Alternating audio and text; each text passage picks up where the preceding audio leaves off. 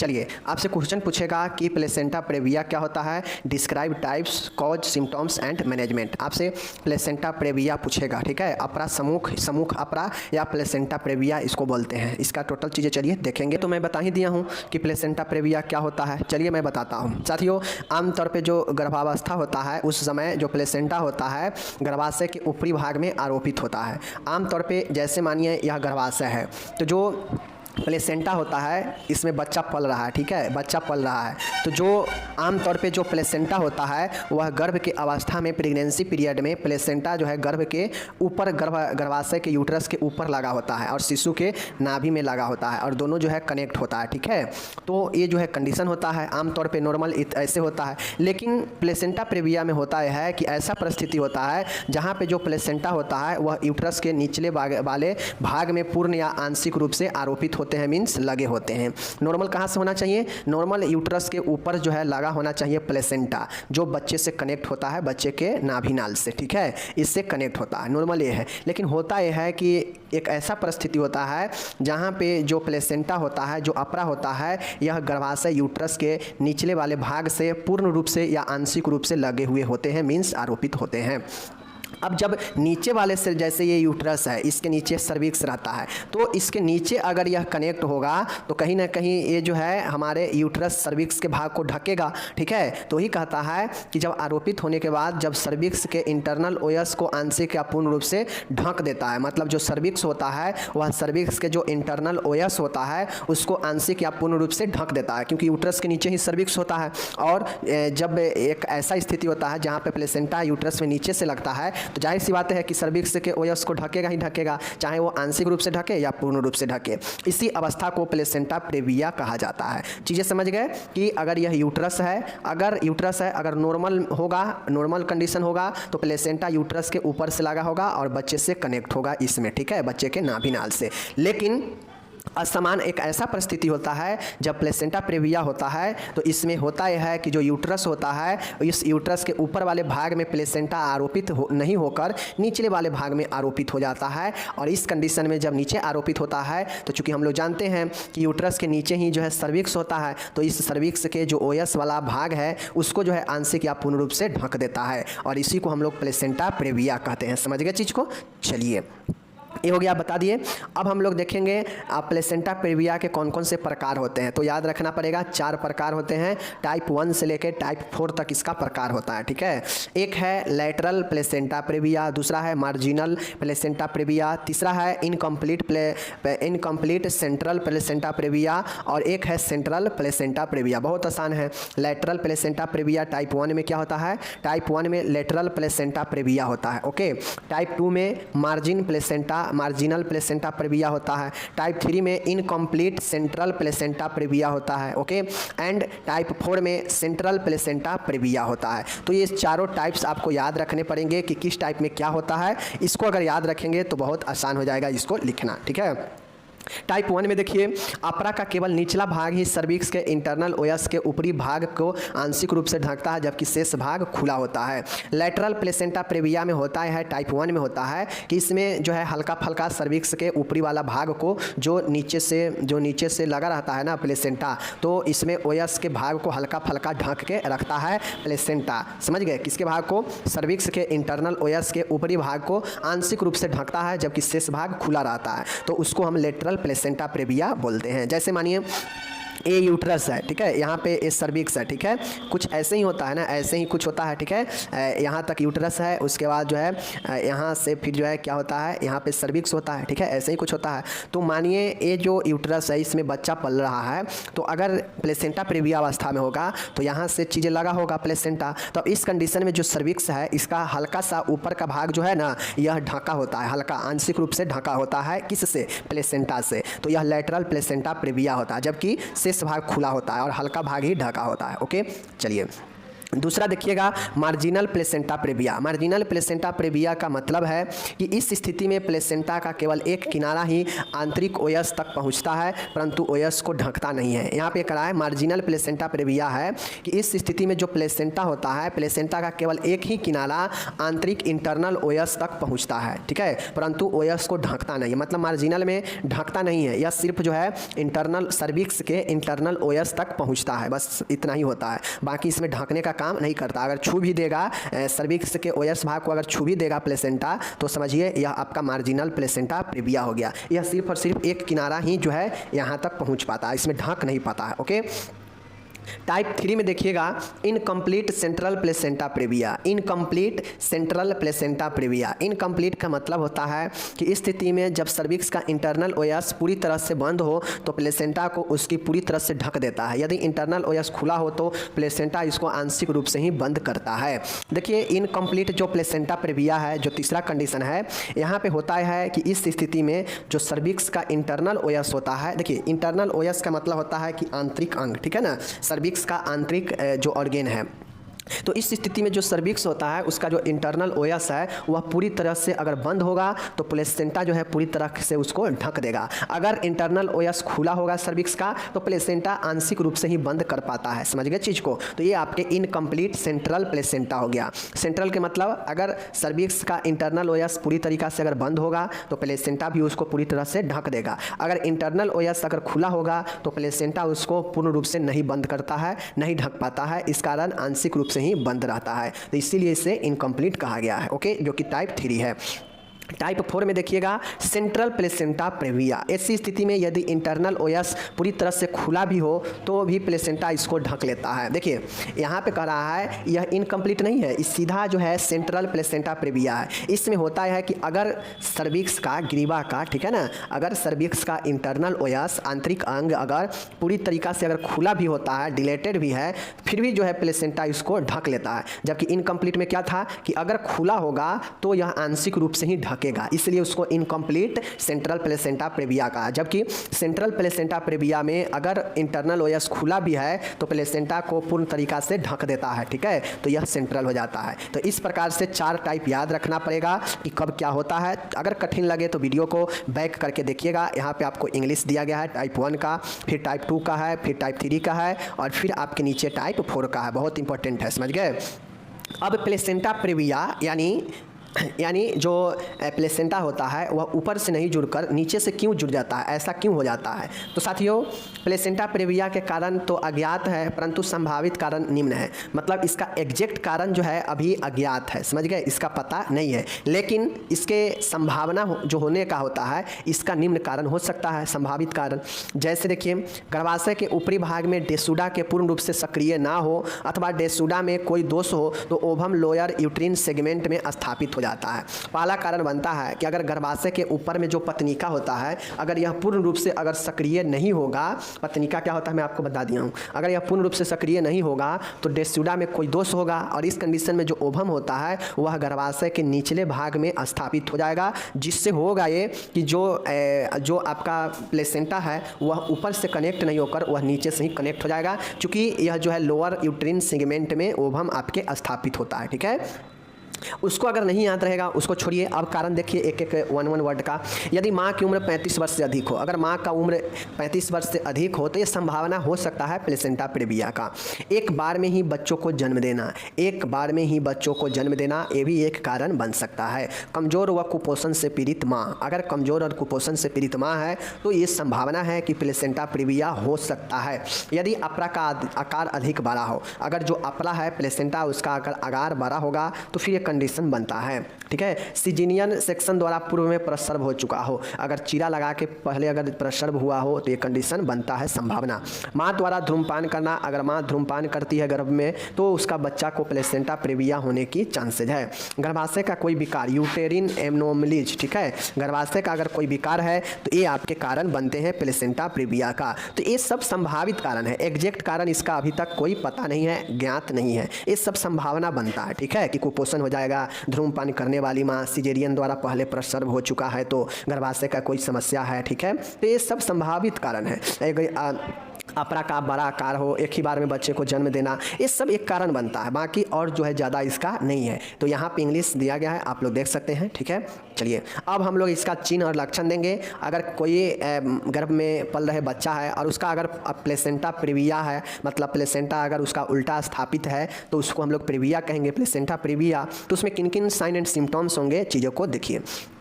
Placenta previa का प्रमुख एकमात्र लक्षण योनि से रक्तस्राव होना होता है। सबसे महत्वपूर्ण और एकमात्र लक्षण जो होता है वह ये होता है कि अगर प्लेसेंटा प्रीविया है तो बहुत ज़्यादा ब्लीडिंग होता है भेजिना से, योनि से। ओके, नेक्स्ट देखिएगा, स्त्री को स्राव अकारण और बिना दर्द होता है। अब इसमें जो सिक्रेशन होता है वह बिना किसी कारण के और इसमें बिना किसी जो है दर्द के सिक्रेशन होता है, ठीक है। रक्तस्राव रुक रुक कर तथा कभी कभी अधिक भी होता है। इसमें जो होता है वह रक्तस्राव कभी कभी बहुत ज़्यादा होगा, कभी कभी रुक रुक के होता है, तो ये प्लेसेंटा प्रीविया में होता है। रोगी की श्वास दर बढ़ जाती है। अब जो प्रेगनेंसी महिला है उसका जो होता है रिस्पायरेशन बढ़ जाता है। रक्त की कमी के कारण त्वचा पीली पड़ जाती है तथा ठंडी रहती है। अब ज़्यादा सिक्रेशन होने से पीला त्वचा हो जाएगा, ठंडा पड़ने लगेगा, एनीमिया हो सकता है। गर्भस्थ शिशु की लाइव पोजीशन मतलब गर्भ स्थिति ब्रीच या ट्रांसवर्स होती है क्योंकि प्लेसेंटा गर्भाशय के निचले खंड में रहता है। अब इसमें जो गर्भ में जो शिशु होता है वह क्या होता है, उल्टा रहता है। इसी कारण से इसका जो प्लेसेंटा होता है वह नीचे की तरफ रहता है। तो ये जो है हमारा आपका कुछ लक्षण होते हैं प्लेसेंटा प्रीविया का। सबसे महत्वपूर्ण और सबसे प्रमुख और एकमात्र लक्षण है कि भेजिना से बहुत ज़्यादा जो है ब्लीडिंग होना, ठीक है। और बिना किसी दर्द के, बिना किसी कारण के ब्लीडिंग होगा, पता नहीं चलेगा, रुक रुक के होगा, कभी कभी ज़्यादा हो जाएगा, श्वास दर बढ़ जाएगा, त्वचा पीले होने लगेंगे, ठंडा होने लगेगा। इसमें जो गर्भ में बच्चा है वह ट्रांसवर्स होता है, ब्रीच होता है या फिर लाइव पोजीशन में होता है, ठीक है। अब यहाँ पे आप लोग एक चीज़ें को देख लीजिए। अब यहाँ पे एक चीज़ें को आप लोग देख लीजिए। यहाँ पे एक आपका फिगर दिया गया है, फिगर से चीज़ों को समझ लीजिए। यहाँ पे आपका यह भ्रूण है, फीटस है, ठीक है। यह सर्विक्स है और यह जो है पूरा यूट्रस है, इसी में बच्चा पल रहा है, ठीक है। चीज़ों को समझ गए। और यह क्या है, यह जो है प्लेसेंटा है, ठीक है। ये प्लेसेंटा है। अब ये प्लेसेंटा है, ये प्लेसेंटा है। इसी प्लेसेंटा से जो है बच्चा का अम्बिलिकल कॉर्ड जुड़ा होता है। जो ये सांप की तरह आप नली देख रहे हैं ना, यह जो है इसी बच्चा का जो है यह माँ के गर्भाशय से जुड़ा हुआ होता है और यह अम्बिलिकल कॉर्ड यही प्लेसेंटा से जुड़ा होता है। अगर प्लेसेंटा जो है ऊपर होगा इधर, मतलब ये ऊपर होगा तो मतलब नॉर्मल है। अगर यह जो है हल्का नीचे के साइड में आ गया, देख लीजिए हल्का इस साइड में है, तो यह जो है हल्का सा लाइंग पोजीशन में है। और अगर यह पूर्ण नीचे आ गया तो यही प्लेसेंटा प्रीविया है, जो कि देख सकते हैं बच्चा इस कंडीशन में क्या होता है, देख सकते हैं कि इसका जो नाल है वह यहाँ पे देख सकते हैं। अब इस कंडीशन में ये वाला जो प्लेसेंटा है यहाँ पे देख सकते हैं, यह सर्विक्स वाला भाग है, इसको ढक दिया है ना, बिल्कुल ढक दिया है कि नहीं, क्योंकि इधर से ये पूरा जो है प्लेसेंटा है। ये वाला पार्ट क्या है, देख रहे हैं ना, ब्लैक और उस पर वाइट डॉट है, यही प्लेसेंटा है। अब ये प्लेसेंटा इसको पूरा ढक दिया है कि नहीं, चूँकि यही तो सर्विक्स है, तो ये सर्विक्स को ढका है कि नहीं ढका है, पूर्ण तरीका से ढक दिया है, ठीक है। अगर ये चीज़ें हैं, बाकी यहाँ पे नॉर्मल है, चूँकि यहाँ पे ऊपर है, यहाँ पे हल्का सा इधर नीचे है, लेकिन हल्का सा ठीक पोजीशन में है, तो इसलिए यह हल्का सा है। और यहाँ पे कंप्लीट प्लेसेंटा प्रीविया है। तो देख लीजिए यह बच्चे के नाभि नाल से जुड़ा हुआ है ना, और यह प्लेसेंटा से जुड़ा होता है, ठीक है। इसी प्रकार से यह नाभि नाल से जुड़ा हुआ है यहाँ, ठीक है, और ये प्लेसेंटा से जुड़ा हुआ है। प्लेसेंटा आप लोग को पता होना चाहिए कि यह गर्भ से कनेक्टेड होता है, यूट्रस से कनेक्टेड होता है। अब कहाँ कनेक्टेड है, अगर ऊपर कनेक्टेड है तो सही है, ठीक है, कोई दिक्कत नहीं है, प्लेसेंटा नॉर्मल है। अगर नीचे आ गया है प्लेसेंटा तो यही प्लेसेंटा प्रीविया होता है, समझ गए। चलिए ये है, यहाँ पे इंग्लिश दिया गया है, देख लीजिए सारा का सारा इंग्लिश दिया गया है, ठीक है। चलिए अब इसका प्रबंध मैनेजमेंट कैसे किया जाएगा, क्योंकि इसमें बहुत ज़्यादा ब्लीडिंग वगैरह होता है, तो क्या करेंगे। चलिए, प्रबंध का मुख्य उद्देश्य गर्भस्थ शिशु के जीवन की रक्षा करना तथा रक्तस्राव को नियंत्रित करना होता है। अब इसमें होता है मैनेजमेंट का सबसे प्रमुख कारण ये है कि बच्चे को जीवन को रक्षा करना और रक्तस्राव को, ब्लीडिंग को कंट्रोल करना, ठीक है। महिला को बिस्तर पर पूर्ण विश्राम कराना चाहिए, ठीक है। उसके बाद यदि शरीर में रक्त की अधिक कमी हो तो ब्लड ट्रांसफ्यूजन करवाना आवश्यक है। चूँकि प्लेसेंटा प्रीविया में बहुत ज़्यादा ब्लीडिंग होता है, आप लोग देखे हैं ऊपर में, तो इस कंडीशन में अगर ब्लड का बहुत ज़्यादा कमी होता है तो ब्लड ट्रांसफ्यूजन कराना चाहिए, ओके। महिला के जैविक चिन्ह, महिला के वाइटल साइन निरंतर जांचने चाहिए, ठीक है ना। महिला का जो भी वाइटल साइन है इसको निरंतर जांचना चाहिए, ठीक है। फीटल हार्ट साउंड को एसेस करना चाहिए, मतलब जो भ्रूण का हार्ट साउंड है, हृदय का आवाज़ है, उसे आकलन करना चाहिए, ओके। IV नॉर्मल सलाइन इतना ग्लूकोज देना चाहिए, ठीक है, ताकि शरीर में एनर्जी बना रहे, तरल कमी ना हो। ओके। निरंतर नर्सिंग देखभाल करनी चाहिए। उसका चिकित्सीय निर्देशानुसार प्री और पोस्ट ऑपरेटिव औषधियाँ देनी चाहिए। ओके, प्री मतलब पहले और पोस्ट मतलब बाद की औषधियाँ देनी चाहिए। सोनोग्राफी के द्वारा शिशु की लाइव पोजीशन को ज्ञात करें। अगर शिशु लाइव पोजीशन में है या उल्टा है, ट्रांसवर्स है, तो सोनोग्राफी द्वारा देख सकते हैं इसको और इसे ज्ञात कर सकते हैं। 10वां है रक्तस्राव न रुकने की स्थिति को सिजेरियन सेक्शन द्वारा प्रसव कराया जाता है। अगर ब्लीडिंग नहीं रुक रहा है तो फिर जो है रक्तस्राव नहीं रुकने पर जो है सिजेरियन के द्वारा चीरा लगा के प्रसव डिलीवरी करवाया जाता है। ओके। एंड 11 नंबर है घाव की उचित देखभाल करनी चाहिए और जो भी घाव बनता है उसका उचित देखभाल करनी चाहिए। तो ये हो गया हमारा प्लेसेंटा प्रेविया। तो देख सकते हैं प्लेसेंटा प्रेविया को मैंने कितना अच्छे से डील किया है। चलिए आप लोग यहाँ पे इसको लिख दीजिएगा। ओके, अब हम लोग यहाँ पे देखेंगे कि देख लीजिए हाइपरमेसिस ग्रेविडेरम क्या होता है। देखिए हाइपर इमेसिस ग्रेविड्रेम क्या होता है। ग्रेविड्रम, ठीक है। हाइपर एमेसिस ग्रेविड्रम, इसके बारे में हमको लिखना है। इसको हम लोग बोलते हैं कि गर्भ में अत्यधिक उल्टियों से क्या समझते हैं। मतलब अगर गर्भ अवस्था में बहुत ज़्यादा अत्यधिक उल्टी होता है उससे हम क्या समझते हैं, इसके क्या कारण, क्या लक्षण, क्या निदान, क्या जटिलता और क्या प्रबंध हो सकते हैं। हाइपर इमेसिस ग्रेविडेरम, ठीक है। इसके बारे में चलिए देखते हैं। नाम से यह स्पष्ट है, बहुत आसान है, देख लीजिए। देखिए गर्भ अवस्था में अत्यधिक उल्टियाँ, हाइपर इमेसिस ग्रेविडेरम, गर्भ अवस्था में होने वाले गंभीर उल्टियाँ जिसके कारण महिला अपनी दैनिक क्रियाओं को सुचारू ढंग से कर नहीं पाती है। उन उल्टियों से महिलाओं में इलेक्ट्रोलाइट एवं द्रव असंतुलन एवं वजन कम हो जाता है। साथियों, जब गर्भ प्रेगनेंसी पीरियड में महिला होती है तो किसी को नॉर्मल होता है, एक आध टाइम जो है उसको उल्टी हो जाता है, ठीक है। लेकिन किसी को बहुत ज़्यादा होता है, तो जिसको बहुत ज़्यादा होता है उसी को हम लोग हाइपर इमेसिस ग्रेविडेरम बोलते हैं। मीन्स गर्भ अवस्था में अधिक उल्टियाँ। अब ये होता है तो इससे क्या होता है, तो शरीर में अगर बहुत ज़्यादा उल्टी हो तो शरीर में जल का मात्रा कमेगा, ठीक है। जल का मात्रा कमेगा, इलेक्ट्रोलाइट का मात्रा कमेगा। इलेक्ट्रोलाइट मीन्स कहा जाए तो सोडियम, क्लोराइड, कैल्शियम वगैरह वगैरह जो खनिज पदार्थ है शरीर में उसका मात्रा कमेगा, और जब उसका मात्रा कमेगा तो शरीर कमज़ोर होगा, ठीक है, और वीकनेस आएगा, सूजन आएगा। तो इन सभी से जो है बहुत ज़्यादा उल्टी होने से क्या होता है कि महिला को बहुत ज़्यादा दैनिक काम करने में परेशानी होती है और इलेक्ट्रोलाइट और द्रव असंतुलन हो जाता है और वजन कमने लगता है, शरीर में सूजन भी हो जाता है।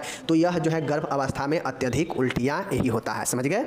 चलिए, तो ये चीज़ को आप लोग समझ गए। अब यहाँ पे इंग्लिश दिया गया है, इंग्लिश देख लीजिएगा। ओके, अब इसका हम लोग कारण देखेंगे कि इसका क्या कारण होगा जो गर्भ में बहुत ज़्यादा उल्टियाँ होता है किसी किसी को। तो यह हो सकता है प्रथम प्रसव, यह जो है हो सकता है प्रथम प्रसव हो, मतलब प्रथम प्रेगनेंसी हो, ठीक है। ये हो सकता है इक्टोपिक प्रेगनेंसी में, मीन्स अस्थानिक गर्भ अवस्था में, मीन्स जो नॉर्मल होता है वहाँ से नहीं होकर फैलोपियन ट्यूब में जो स्थापना किया जाता है तो वही जो है इक्टोपिक प्रेगनेंसी होता है। तो इसमें हो सकता है बहुत ज़्यादा उल्टी, या एक से अधिक प्रेगनेंसी इसका कारण बन सकता है कि एक से अधिक जो है बच्चा हो, ठीक है, ठीक है। ईस्ट्रोजन एवं सीजी के स्तरों में बढ़ोतरी, अगर बहुत ज़्यादा अगर ईस्ट्रोजन और सीजी की मात्रा में बढ़ोतरी हो जाएगा तो ये कारण जो है बन सकता है, ठीक है। तो ये सब आपके कारण होता है primigravida, ectopic pregnancy, multiple pregnancy, increase level of oestrogen and CG. Okay, ये समझ गए।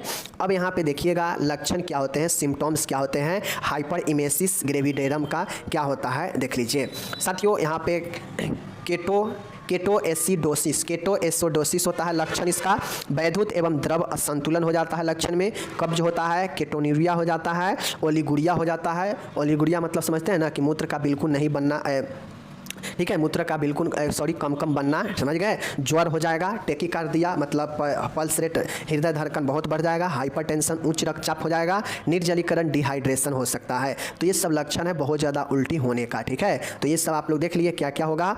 केटोएसिडोसिस होगा, वैधुत द्रव असंतुलन, कब्ज, केटोन्यूरिया, ओलिगुरिया, ज्वर, टेकिकार्डिया, उच्च रक्तचाप, निर्जलीकरण। ओके, निदान क्या होगा, इसका डायग्नोसिस इसमें क्या क्या होगा। तो सबसे पहले प्रेगनेंसी टेस्ट होगा, गर्भ अवस्था की जाँच की जाएगी। उसके बाद है इलेक्ट्रोलाइट सीरम की जांच किया जाएगा, सीरम इलेक्ट्रोलाइट का जांच होता है, ठीक है। उसके बाद ब्लड का एग्जामिनेशन होगा, एक्सरे होगा, ईसीजी होगा, शारीरिक परीक्षण होगा। तो ये सब निदान होता है, ये सब डायग्नोसिस टेस्ट होगा। ओके, समझ गए। चलिए, इसका क्या क्या कॉम्प्लिकेशन होता है, कॉम्प्लिकेशन देख लीजिए। अब बहुत ज़्यादा अगर शरीर में पानी कम जाएगा तो एनीमिया भी होगा, कुपोषण भी होगा, पीलिया भी होगा, एंजाइटी घबराहट भी हो जाएगा, ठीक है। हाइपोवोलेमिक शॉक भी लग सकता है बहुत ज़्यादा तरल कमने से, आप लोग पढ़े हैं ना। गंभीर निर्जलीकरण होगा, सीवियर डिहाइड्रेशन हो जाएगा। इसोफेगस 36 मतलब जो आप चेस्ट से नीचे का एरिया है उसमें आपका रेप्चर होगा। तो ये सब जो है आपके क्या है, जटिलता है। ओके, अब प्रबंध क्या करेंगे चलिए देखते हैं। साथियों, प्रबंध में आपको रोगी को मुख से आहार देना बंद करें। अगर बहुत ज़्यादा उल्टी होने लगता है तो मुंह से आहार नहीं देना चाहिए, क्योंकि वो भी फेंक देगा। रोगी को 5% डेक्स्ट्रोज एवं आरएस रिंगर्स सॉल्यूशन को सिरा मतलब आईवी द्वारा देनी चाहिए। मतलब आरएल होता है ना, जो आरएस होता है वो देना चाहिए, और 5% डेक्स्ट्रोज जो है देना चाहिए आईवी के द्वारा, ठीक है। रोगी को सीरम इलेक्ट्रोलाइट की स्तर की निरंतर जांच करनी चाहिए। रोगी को प्रतिदिन लगभग 3 लीटर आईवी मार्ग द्वारा देनी चाहिए। प्रतिदिन रोगी को आईवी के द्वारा 3 लीटर जो है तरल देनी चाहिए। रोगी को घबराहट की स्तर की जांच करनी चाहिए। वह साइकोथेरेपी द्वारा उपचार करना चाहिए। यह एक मनोचिकित्सक थेरेपी होता है, मनोचिकित्सक उपचार होता है, ठीक है। इसके द्वारा एंजाइटी को दूर करना चाहिए। संक्रमण की संभावना हो तो चिकित्सक के निर्देशानुसार एंटीबायोटिक देनी चाहिए। अब हम लोग जानते हैं जैसे ही शरीर हमारा कमज़ोर होता है तो बहुत सारे संक्रमण होने की संभावना होती है, तो इस कंडीशन में चिकित्सक के अनुसार एंटीबायोटिक देते हैं। ओके, 7वां नंबर है कि रोगी के सभी जैविक चिन्हों की जांच करेंगे, वाइटल साइन को। बुखार होने पर ज्वर नाशक दे जैसे पैरासीटामोल। रोगी को दैनिक कार्यों में सहयोग करना चाहिए, ठीक है। उसके बाद है कि रोगी का इनटेक व आउटपुट जो है चार्ट तैयार करनी चाहिए। उल्टियाँ रोकने पर मुख से आहार देना शुरू करना चाहिए। अगर उल्टी रुक जाए तो मुख से आहार देना चाहिए, क्योंकि आहार भी जरूरी है। यदि उल्टियाँ नियंत्रित न हो तो महिलाओं के जीवन रक्षा के लिए medical termination of pregnancy MTP करनी चाहिए। क्योंकि अगर महिला का जीवन का खतरा हो, बहुत ज़्यादा उल्टी हो, उल्टी रुक ही नहीं रहा हो, सभी उपाय करने के बाद, तो लास्ट चांस से जो ही है कि MTP का सहारा लेना चाहिए, जहाँ से गर्भपात कराया जाता है, एबॉर्प्शन होता है, ठीक है। तो एबॉर्प्शन होता है तो यह चिकित्सक के द्वारा किया जाता है, जो कि महिलाओं को जो है जीवन खतरा होने पर किया जाता है, ठीक है, जो कि MTP में पढ़ा दिया हूँ। ओके, तो ये जो है आपका 12 पॉइंट है यहाँ पे। अब यहाँ पे इंग्लिश दिया गया है, आप लोग देख सकते हैं यहाँ पे। मिलेंगे अगले वीडियो में, तब तक आप अपना ख्याल रखिएगा। मिलेंगे अगले वीडियो में।